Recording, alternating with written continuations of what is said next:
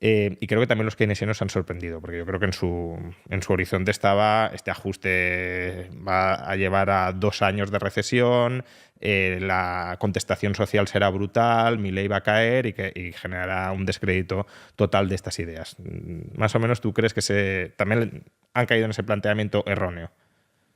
Sí, no, al final yo supongo que los keynesianos creen en sus teorías, entonces la realidad no encaja con estas teorías, entonces se han quedado sorprendidos, totalmente sorprendidos, ¿no? Es como una disonancia cognitiva, ¿no?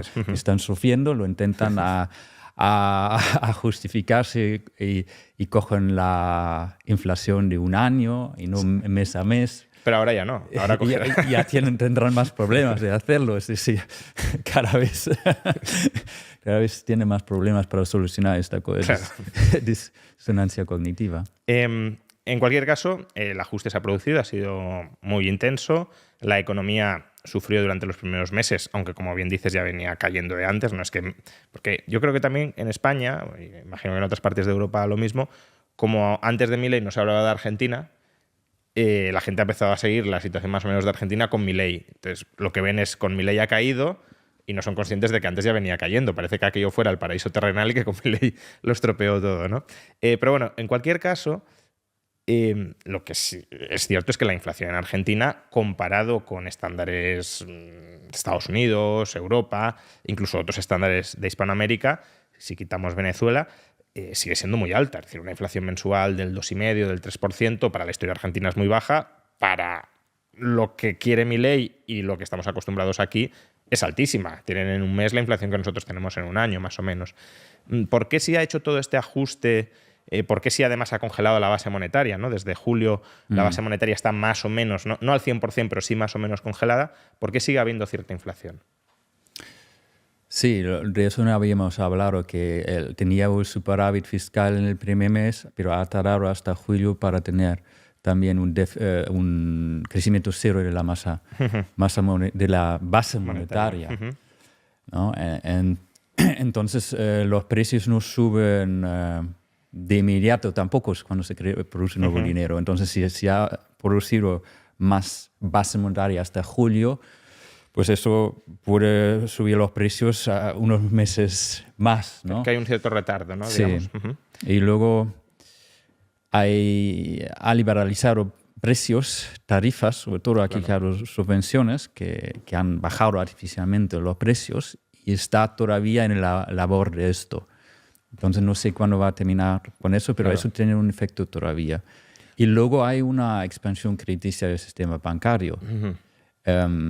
A partir de abril-mayo, es decir, si tú paras la emisión de base monetaria, pero al mismo tiempo, pero empieza en este momento una expansión crediticia, es decir, los bancos crean nuevo dinero, eso es un poco preocupante, que pueda haber un auge, una bonanza ahí con dinero creado por el sistema bancario. Bueno, ahí ya sabes que discrepamos un poco, pero sí, es decir, también eso puede tener una cierta influencia inflacionista, aunque yo creo que lo fundamental sigue siendo lo que mencionabas antes.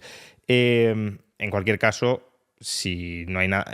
O sea, yo distinguiría dos cosas, ¿no? Por un lado, la base monetaria, si es verdad que la termina congelando y se mantiene el superávit, pues si además va reduciendo como ha reducido el crawling peg y demás, sí que deberíamos ir viendo una progresiva moderación de la inflación. Y por otro, lo que decías de ajuste de tarifas, ¿no? Que ahí también me interesa tu perspectiva, más teórica o académica. Una cosa, ahí yo sí distinguiría entre inflación y subida de precios relativos, ¿no? Porque aunque estadísticamente eso compute como inflación porque eleva el IPC, realmente no es inflación en el sentido de erosión del valor del dinero. Es un ajuste de precios que antes estaban controlados y ahora han dejado de estarlo. Sí, es como que él lo dice también, un sinceramiento, ¿no? Eso es. De los precios que llegó a esta subida también al principio, en diciembre del 2023, claro, tan grande, ¿no? Que era sincerar algo que ya estaba antes y ahora se hace visible cada vez más de un sí, pero es como con los aranceles, ¿no? Que se suele decir que los aranceles generan inflación, pero en realidad es una subida de precios de una vez, que es más bien un encarecimiento de ciertos productos grabados con aranceles, pero que no es la moneda está valiendo menos o hemos destruido el valor de la moneda y por tanto sube todo, sino hay determinados productos, en este caso los controlados, los regulados, que suben, pero porque se tiene que ajustar, no porque la moneda esté valiendo menos. Pero claro, en el IPC eso sí figura también como un efecto estadístico. Eso es.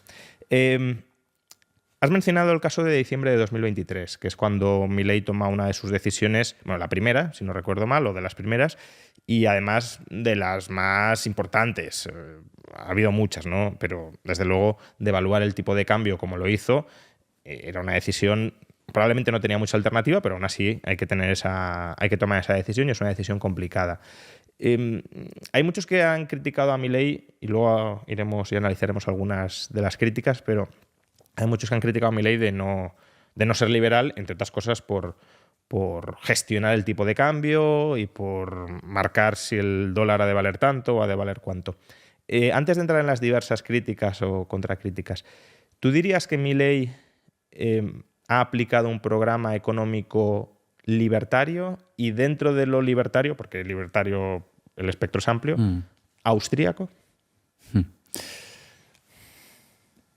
Si tenemos un Estado tan grande y tan regular como Argentina y si queremos ir hacer una reforma libertaria y hay restricciones, no se puede hacer directamente. Entonces se pasa por otro lado que se podría decir parece una reforma más liberal o más conservador.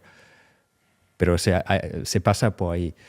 Pero yo creo que sí se puede llamar libertario, aunque algunas medidas podrían parecer a reformas liberales, conservadoras de Thatcher o Reagan, pero yo creo que sí, por el tamaño, por el 25% del reducir el tamaño del Estado en un año, por la rapidez también.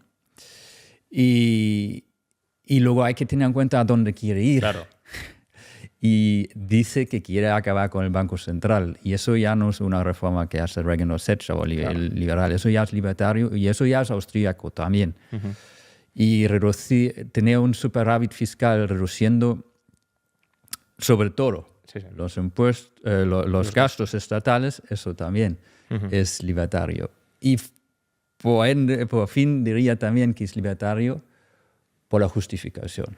Y es austríaco por la justificación, porque él dice que el Estado es el enemigo, los impuestos son un robo y filosóficamente es anarcocapitalista. Entonces eso sí es importante cómo justificas o cuál es tu ideología para llevar a cabo estas reformas. Y por eso diría que es libertario.